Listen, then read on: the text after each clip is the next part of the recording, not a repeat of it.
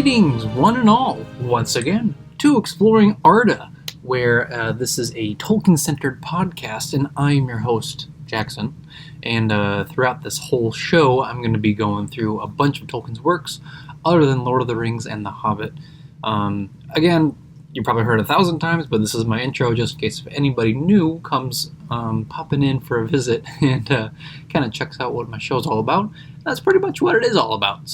So far, I'm having a lot of fun, and we're roughly about, I'd say like halfway through the Silmarillion at this point. We've done Smith of Wood and Major, and of course, now this is the second part of the Farmer Giles of Ham. There you go, now you can see it. This story is pretty fun so far, and like I said, in the first part, I read it once before, but I vaguely remember all the smaller details. I know like the overall arching story, but so far I'm reading this through, it's almost like a new book to me. so really it's almost like my first time reading it through. So having a lot of fun with that. And from the last time that we were reading this book is pretty much we get introduced to obviously Farmer Giles, and he is part of this little village called Ham, and he's I don't know if I would say like a popular guy, but I mean everybody knows him, I guess, around town. And so he's just some, average, ordinary guy with a pretty much like a gun. I actually forget what it's called already, because it's been a while since I last recorded the first part. Blunderbuss, that's what it was, yes. And so he has this thing, and in the middle of the night, his dog comes in, a talking dog, mind you, and he comes in and warns Farmer Giles that there's something tramping his fields and whatnot. He goes out to see what's the matter, because his wife is like, hey, you better listen to that dog, because you never know. He comes out and he sees this giant that's coming in, because apparently giants are a common theme around the lands, but they don't normally tread through towns like this other stupid, quote-unquote, stupid giant does. Or dumb. I think it's either dumb or stupid. I don't know. Either one. And but then he sees this, and as he's like kind of like shaking in fear, and he takes out the blunderbuss, and he pretty much he shoots it on accident, and then scares away the giant. And he gains all this big popularity, like, oh wow, this guy, he scared off a giant, he is so cool, he could probably defend anything. And the farmer's just like, yep, he takes it all, he's like, yeah, that's me, I defended my own land against a giant, and he ran away. And then news gets out to the king of the land, and he sends in like this sword, pretty much, along with this letter that he also sent, which was in Latin, and I could not read it for the life of me. So I've never taken any classes of Latin. I've never really read it out loud. It's a difficult language, I feel like, to pronunciate, especially just because I haven't spoke it ever before. So and pretty much with all of this popularity, he thinks he's all that, and everything was going so well until the dragon came, and that's kind of where we're at in the story. So a little quick recap of last episode before we delve into the story once again, as I'm here as we have left off from last time. So if you guys are interested in part 1 or how the story began, yeah, check out the other video that I made, the part 1 of Farmer Giles of Ham, and we're going to see how far I get into this story. I don't know, it might be halfway, it might be all the way, I'm not really sure. So we're going to see with the time limit and whatnot. So with that long introduction out of the way, it's not normally this long, but this is a special one because it's a Tolkien tale. So yeah, so now we're just going to get back into the story, now that you guys are all caught up. So let's get to it here. Awesome. In those days, dragons were already getting scarce in the island. None had been seen in the midland realm of Augustus Bonifacius for many years.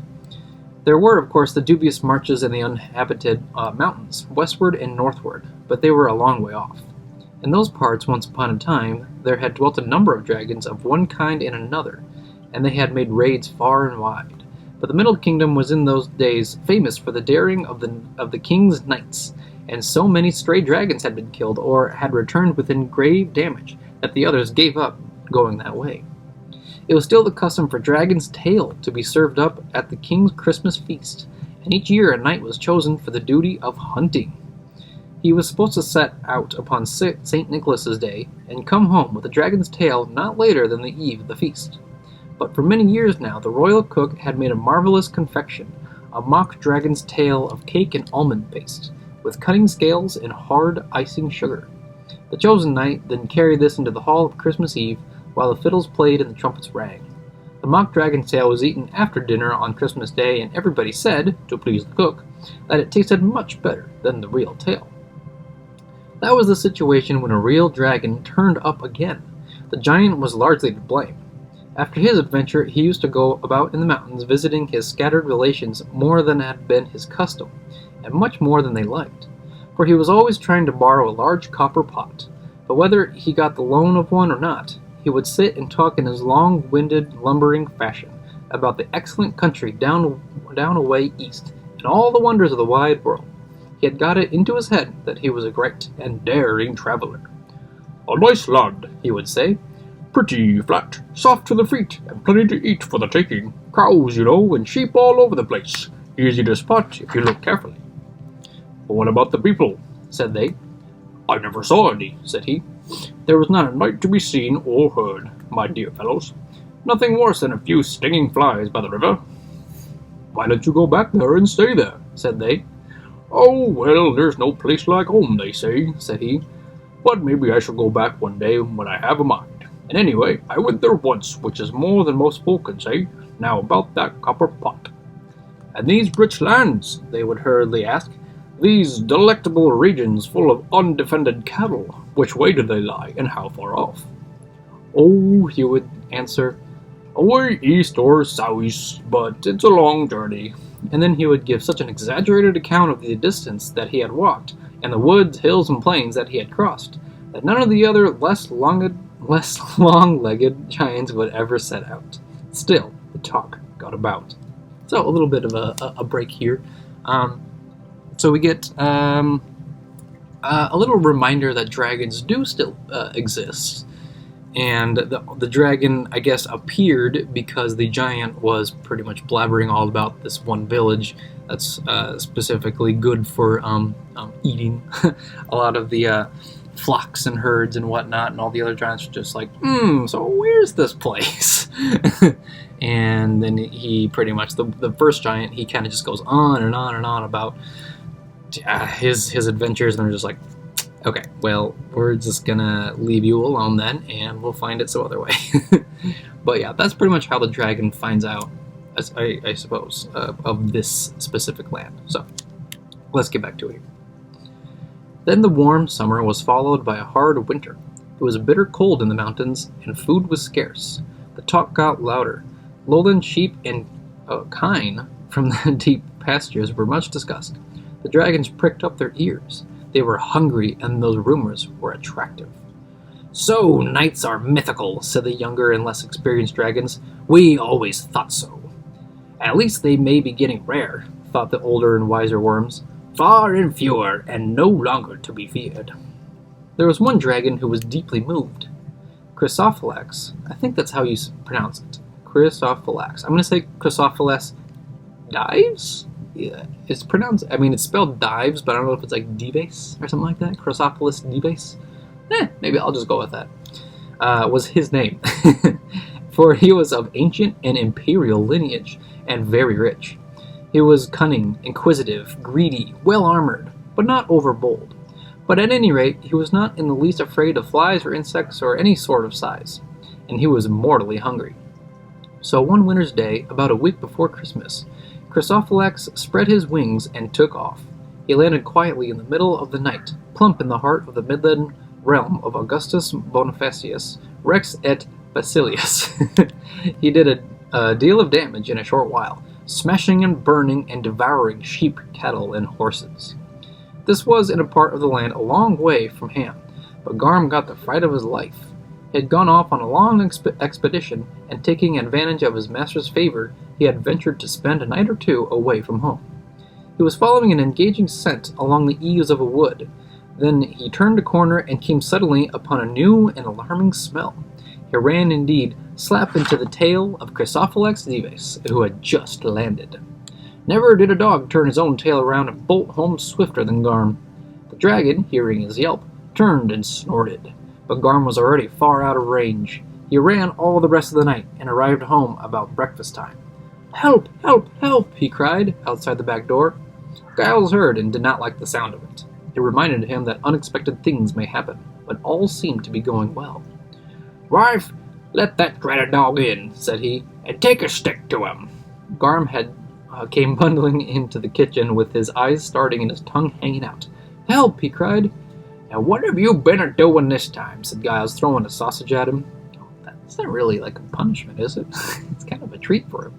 Anyway, nothing, panted Garm, too flustered to give heed to the sausage. Sorry. "Well, stop doing it or I'll skin you," said the farmer. Brutal. "I've done no wrong. I didn't mean no harm," said the dog.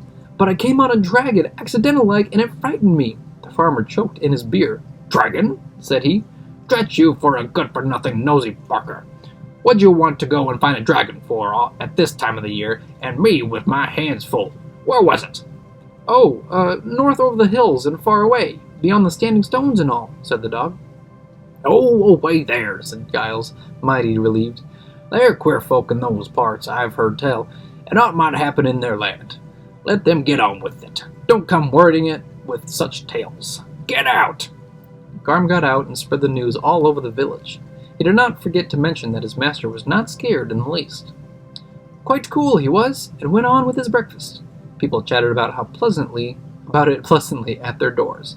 "How like old times," they said, "just as Christmas is coming too. So seasonable. How pleased the king will be. He will be able to have real tail this Christmas." But more news came in next day. The dragon, it appeared, was exceptionally large and ferocious. He was doing terrible damage. "What about the king's knights?" people began to say. Others had already asked the same question. Indeed, messengers were now reaching the king from the villagers, most afflicted by Chrysophylax, and they said to him as loudly and as often as they dared, "Lord, what of your knights?" But the knights did nothing. Their knowledge of the dragon was still quite unofficial, so the king brought the matter to their notice, fully and formally, asking for necessary action at their early convenience. He was greatly displeased when he found that their convenience would not be early at all, and was indeed daily postponed. Yet the excuses of the knights were undoubtedly sound. First of all, the royal cook had already made the dragon's tail for that Christmas, being a man who believed in getting things done in good time. It would not do at all to offend him by bringing in a real tail at the last minute. He was a very valuable servant. "Never mind the tail! Cut his head off and put it into him!" cried the messengers from the villages most nearly affected.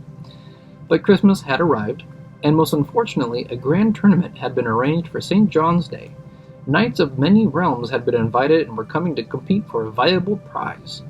It was obviously unreasonable to spoil the chances of the Midland Knights by sending their best men off a dragon hunt before the tournament was over. After that came the New Year holiday. But each night the dragon had moved, and each move had brought him nearer to Ham. On the night of New Year's Day, people could see a blaze in the distance. The dragon had settled in a wood about 10 miles away, and it was burning merrily. He was a hot dragon when he felt in the mood. After that, people began to look at Farmer Giles and whisper behind his back. It made him very uncomfortable, but he pretended not to notice it. The next day the dragon came, several miles nearer. Then Farmer Giles himself began to talk loudly of the scandal of the king's knight. And we'll do a little quick break and summary here. So pretty much nobody wants to fight this massive, enormous, ancient dragon. And yeah, that's totally fine. I get it. I wouldn't want to fight this huge dragon that just lands and then burns and destroys and eats all the livestock. It's like, yeah, that's kind of scary, especially in like the medieval times. It's like, I'll just live another day, even if it's probably poor, but I don't know about that. So pretty much all of the knights are making up excuses to not and go defend the village from the dragon. And it's not just any, like, a singular village, it's any village. They're like, no, we're good. and they start making excuses like, oh yeah, sure, like we can't bring in a real tail because the food was already made, and oh, now all of a sudden we have a tournament like we need to be on, and why should we send our best men when this tournament's going to be an amazing thing to behold? All these excuses not to fight the dragon, and so of course, Farmer Giles and his land are starting to be, well, I guess they're going to be the victims of the new Chrysophylax. Hold on a minute. Chrysophylax, there you go, attack. It's a very long word, and saying it out loud too, it's kind of difficult, but I think I got it down. So, let's get back to the story here. I should like to know. Oh wait, hold on. This is the farmer. Sorry. I should like to know what they do to earn their keep," said he. "So should we," said everyone in Ham. But the miller added, "Some men still get their knighthood by sheer merit, I am told. After all our good Aegidius here is already a knight in a manner of speaking. Did not the king send him in a red letter and a sword?" "There's more to knighthood than a sword," said Giles. "There's dubbing and all that, or so I understand. Anyway, I've got my own business to attend to." "Oh, but the king would do the dubbing. I don't doubt if he were asked," said the miller. "Let us ask him before it's too late." "Nay," said Giles. "Dubbing is not for my sort. I am a farmer, and proud of it.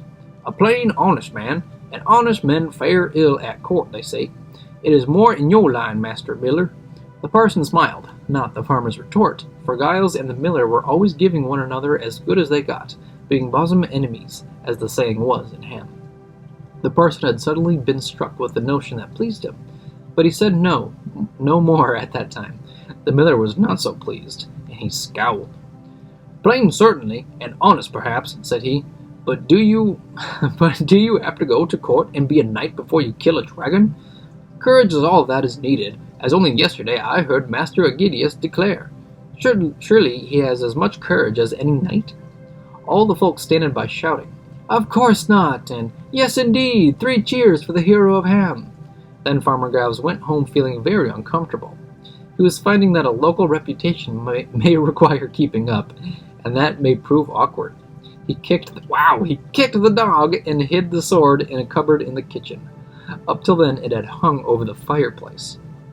The next day the dragon moved to the neighborhood village of Querceto, I think that's how it's pronounced, Oakley in the vulgar tongue. It's a little better.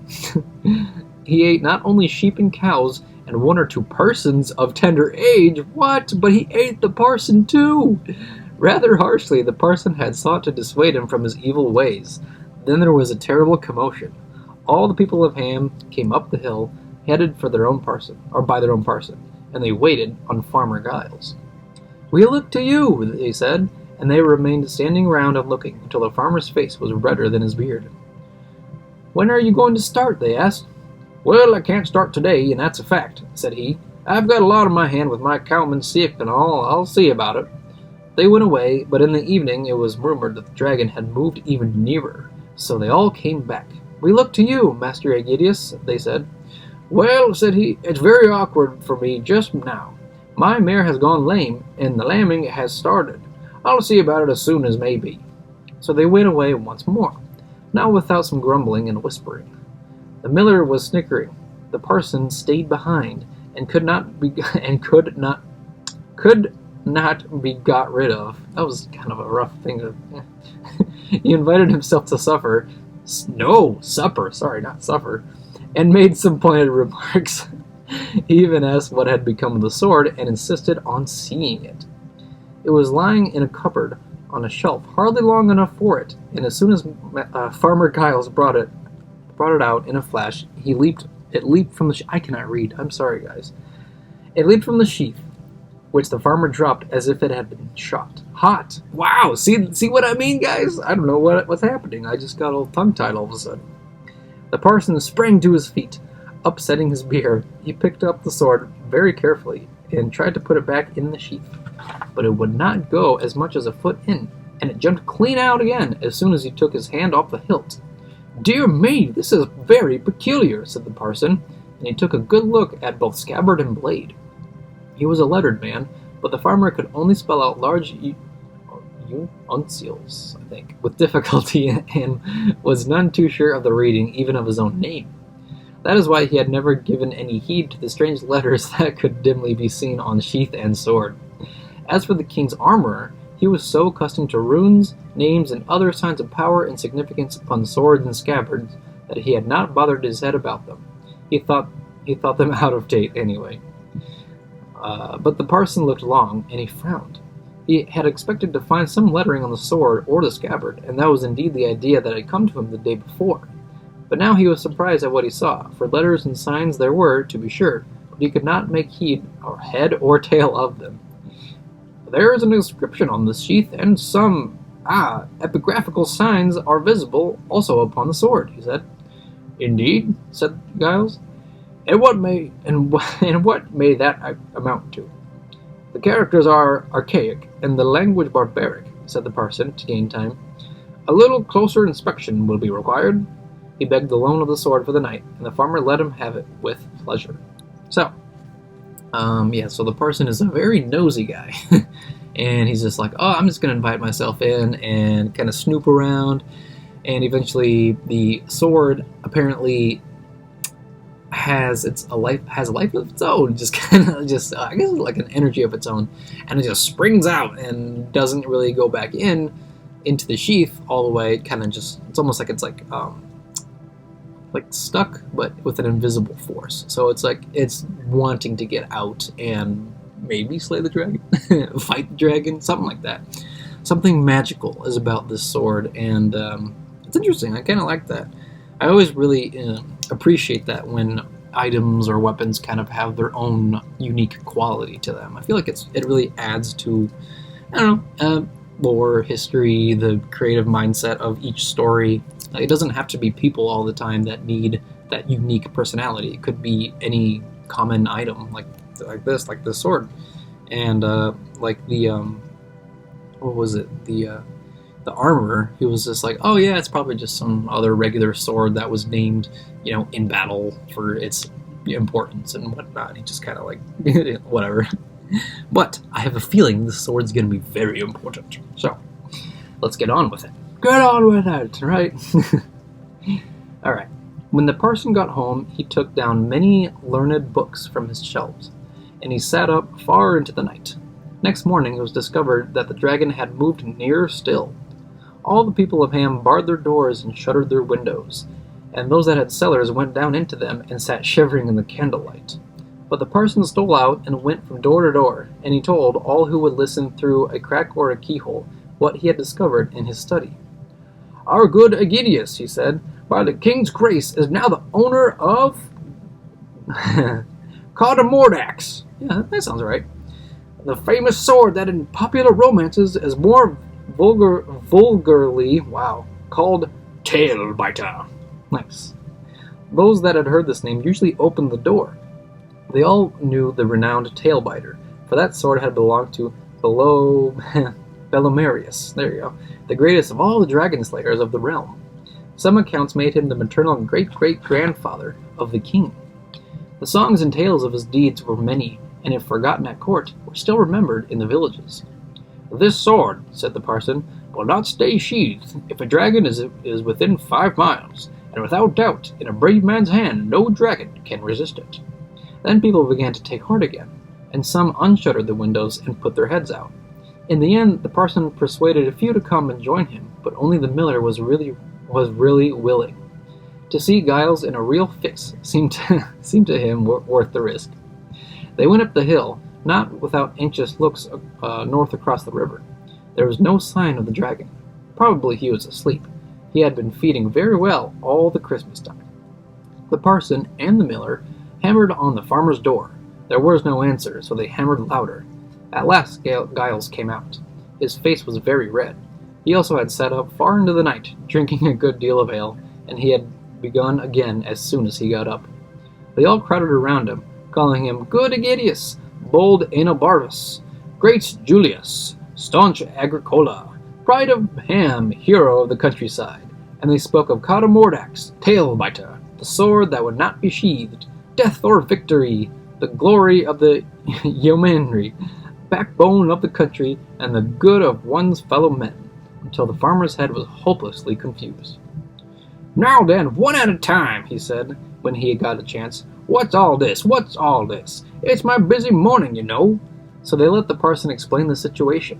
Then the miller had the pleasure of seeing the farmer in as a tight fix as he could wish. But things did not turn out quite as the miller expected. For one thing, Giles had drunk a deal of strong ale.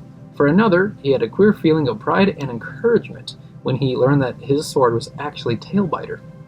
He had been very fond of tales about Belomarius when he was a boy, and before he had learned sense, he had sometimes wished that he could have a marvelous and heroic sword of his own. So it came over him all of a sudden that he would take Tailbiter and go dragon hunting. But he had been used to bargaining all his life, and he made one more effort to postpone the event. "What?" said he. "Me go dragon hunting? In my old leggings and waistcoat? Dragon fights need some kind of armor, from all I've heard tell. There isn't any armor in this house, and that's a fact," said he. That was a bit awkward, they all allowed, but they sent for the blacksmith, and the blacksmith shook his head. He was a slow, gloomy man, vulgarly known as Sunny Sam, though his proper name was Fabricius Cunticator. Sure, we'll do that. He never whistled at his work unless some disaster, such as frost in May, had duly occurred after he had foretold it. Since he was daily foretelling disasters of every kind, few happened that he had not foretold, and he was able to take the credit of them. It was his chief pleasure.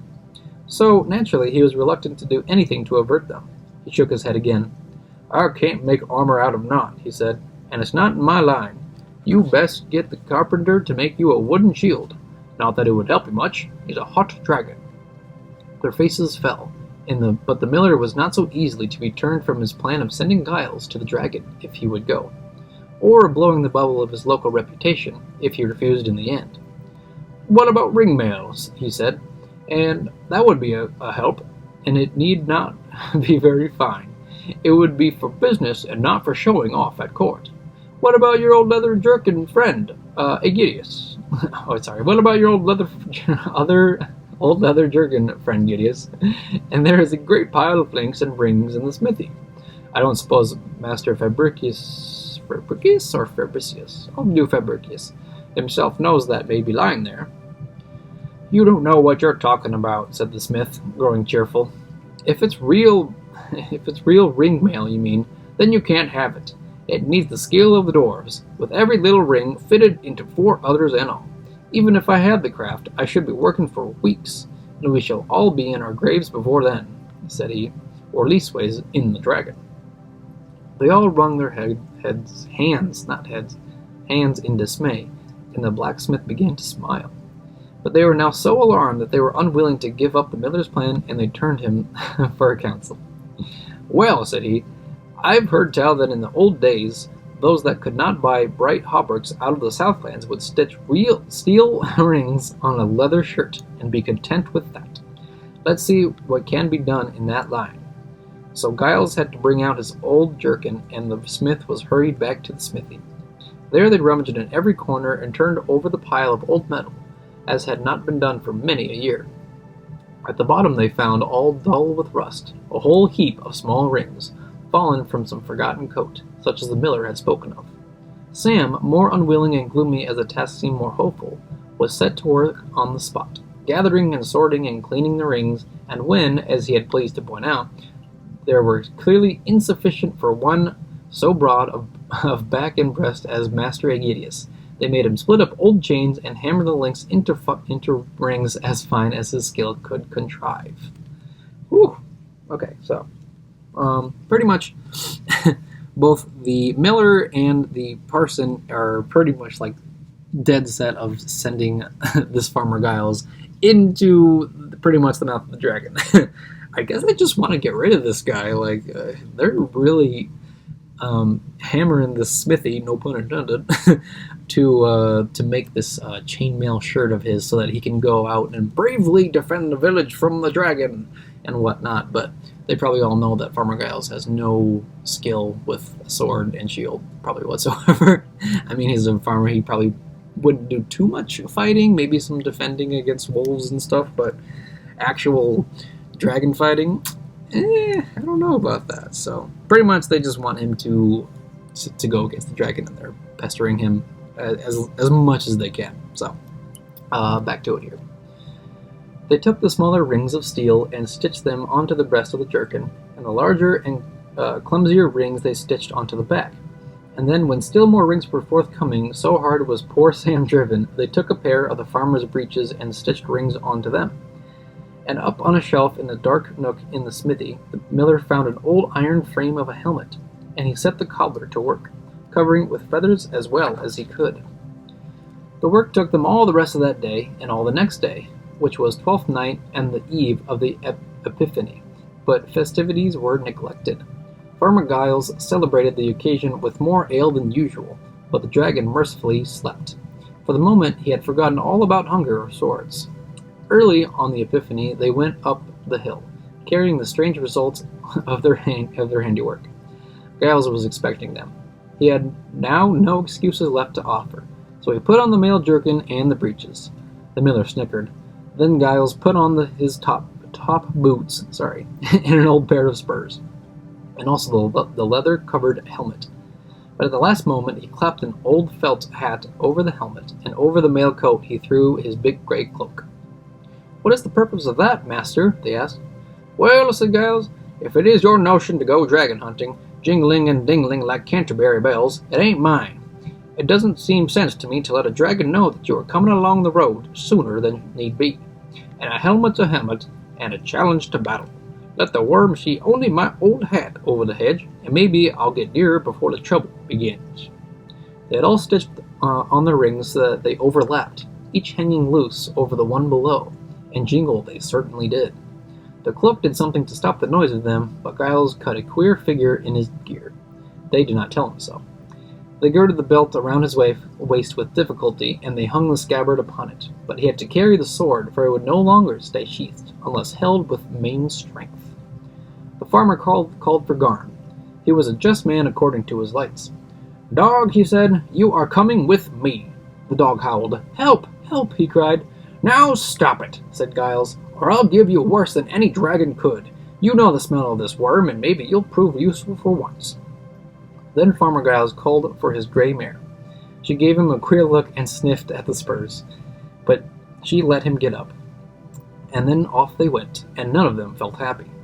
They trotted through the village, and all the folk clapped and cheered, mostly from their windows. The farmer and his mare put as good a face as they could, but Garm had no sense of shame and slunk along with his tail down. They crossed the bridge over the river at the end of the village. When at last they were well out of sight, they slowed to a walk. Yet all too soon they passed out of the lands belonging to Farmer Giles and the other folk of Ham, and came to parts that the dragon had visited. There were broken trees, burned hedges, and blackened grass, and a nasty, uncanny silence. So, actually, I'm going to do like a quick break here. So now we're getting into the exciting, almost the climax, so we're almost there. And I think it's just like Farmer Giles just accepting, like, okay, well, they're not going to stop bothering me for whoever knows how long. And he keeps drinking all of his heavy ale and whatnot. And so eventually he's like, okay, whatever. So I'll drink my stuff, I'll go to the festivities, and then I'll go do the dragon hunt because everybody's just going to be pestering me about it over and over again. He gets his armor on, but then he I guess it would make sense for him to put like the regular clothes that he has on, so that it doesn't clank and clamor and all that stuff and jingle like he said he does. But it does, because it's just a bunch of rings put together, so of course they're going to make a lot of sound even when you're just like walking, and especially when you're riding a horse. It's going to be a lot of sound. So, but either way, him and Garm, his trusty dog, start making their way closer to the dragon. So we're getting a little closer to that final confrontation. So here we go. The sun was shining bright, and Farmer Giles began to wish that he dared shed a garment or two, and he wondered if he had not taken a pint too many.